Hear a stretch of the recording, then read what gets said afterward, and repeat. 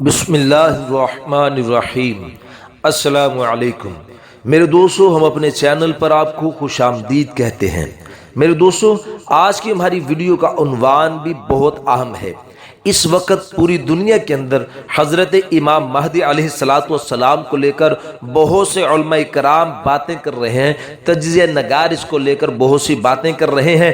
آج کی اس ویڈیو کے اندر ایک ایسی حدیث میں آپ کے ساتھ شیئر کروں گا جس کو سن کر آپ خود فیصلہ کریں گے کہ اس وقت دنیا میں بہت اہم کام ہونے جا رہا ہے۔ آپ اس ویڈیو کو آخر تک ضرور سنیے گا اور پھر کومنٹس میں اپنی رائے کا ہمارے ساتھ ضرور اظہار کیجئے گا۔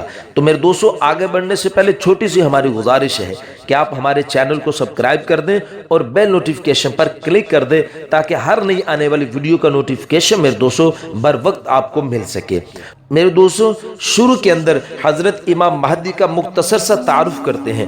حضرت ابو سعید خدری رضی اللہ تعالیٰ عنہ روایت فرماتے ہیں کہ حضور صلی اللہ علیہ وسلم نے فرمایا، مہدی مجھ سے ہوں گے، یعنی بڑی پیشانی والے اور بڑی گڑی ناک والے۔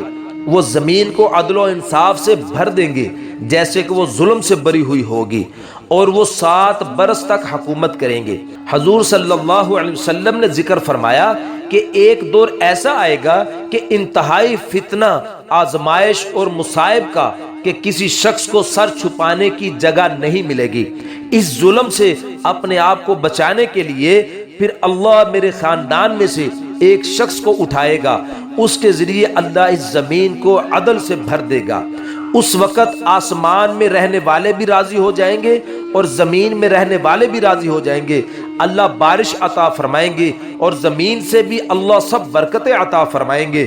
میرے دوستو، حدیث میں آتا ہے کہ حضرت امام مہدی کا نام محمد ہوگا یا احمد ہوگا۔ مہدی کا مطلب ہے ہدایت یافتہ، یہ ان کا لقب ہے، نام نہیں ہے۔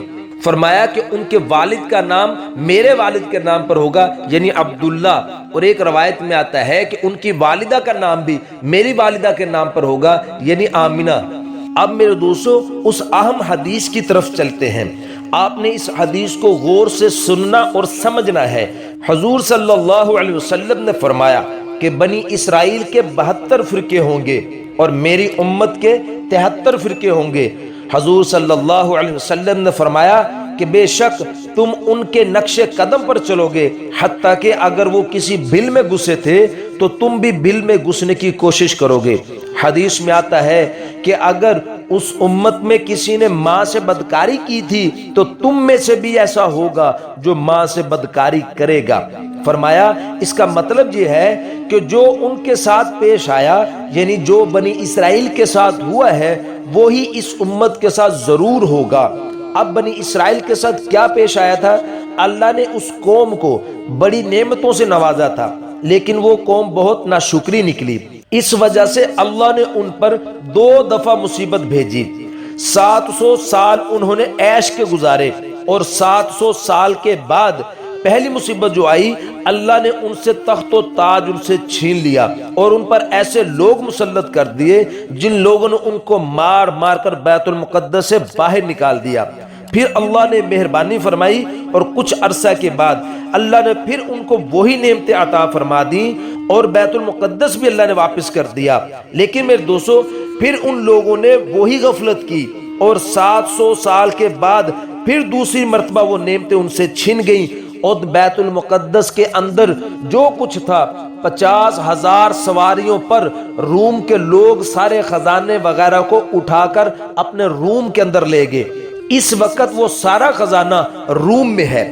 اب میرے دوستو، جب حضرت امام مہدی آئیں گے تو روم کو فتح کریں گے اور روم سے وہ خزانہ پھر بیت المقدس لے کر جائیں گے۔ بنی اسرائیل کے ساتھ 2 مرتبہ یہ واقعہ پیش آیا تھا، قرآن میں بھی اس کا تذکرہ ہے۔ ان پر ذلت 2 دفعہ آئی۔ اب اس کا مطلب یہ ہے کہ ہمارے ساتھ بھی ایسا ہی ہوگا جیسا کہ بنی اسرائیل والوں کے ساتھ ہوا۔ اب آپ ذرا غور کریں، امت مسلمہ پر پہلی مرتبہ جو ذلت آئی وہ 7ویں صدی ہجری میں آئی، جب تاتاریوں نے ان سے تخت و تاج چھین لیا، اور ایک دن میں 4 لاکھ مسلمانوں کو قتل کر دیا، اور پوری دنیا میں مسلمانوں کے پاس کہیں حکومت نہیں تھی۔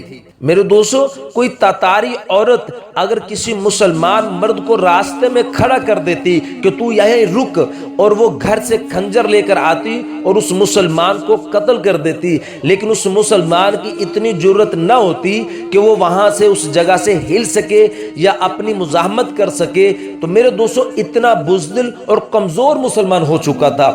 پھر میرے دوستو، اللہ نے فضل و احسان فرمایا اس امت پر، اللہ نے دوبارہ اس امت کی خوشحالی کو بحال کیا، اسلام کو غلبہ دیا۔ تو میرے دوستو، اب پھر 700 سال گزر چکے ہیں، تو اس کا مطلب یہ ہے کہ اس امت پر پھر دوبارہ کوئی نہ کوئی مصیبت بڑی ضرور آئے گی۔ اب میرے دوستو، میں آپ غور کریں، پوری دنیا کے اندر اس وقت مسلمان ذلت کی زندگی جی رہا ہے، چاہے وہ اسلامی ملک ہو، چاہے وہ یورپ کنٹری ہو، کوئی بھی ملک ہو، اس وقت مسلمان ذلت کی زندگی میں جی رہا ہے۔ تو اب میرے دوستو، وہ وقت قریب ہے کہ جب اللہ پاک ان کے لیے راستہ نکالیں گے۔ تو اب راستہ نکالنے کے لیے علماء کرام ارشاد فرماتے ہیں، اب جو اللہ نے ان کے لیے رہبر بھیجنا ہے وہ حضرت امام مہدی تشریف لائیں گے انشاءاللہ۔ تو میرے دوستو، آپ نے اپنی رائے کا کومنٹس کے اندر ضرور اظہار کرنا ہے کہ آپ اس حدیث سے کیا سمجھے ہیں۔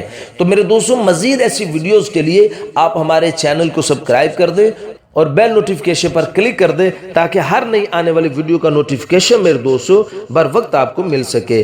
تو اپنا بہت سا خیال رکھیے گا۔ السلام علیکم ورحمۃ اللہ وبرکاتہ۔